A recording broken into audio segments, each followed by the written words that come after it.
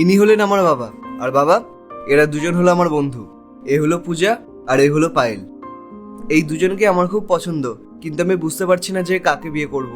Please তুমি একটু help করো।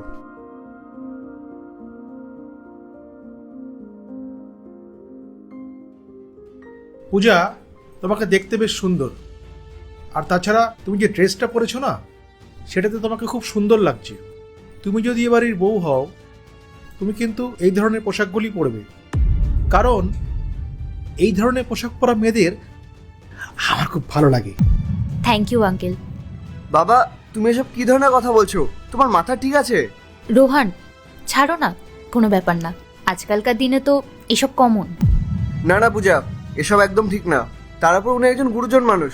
উনি তোমার সাথে এরকম কথা কিভাবে বলতে পারে? আর আমাদের বাড়িতে এগুলো কিচ্ছু কমন না।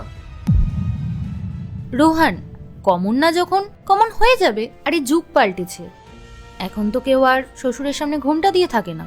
মানে তোমার ওনার কথাগুলো খারাপ লাগছে না?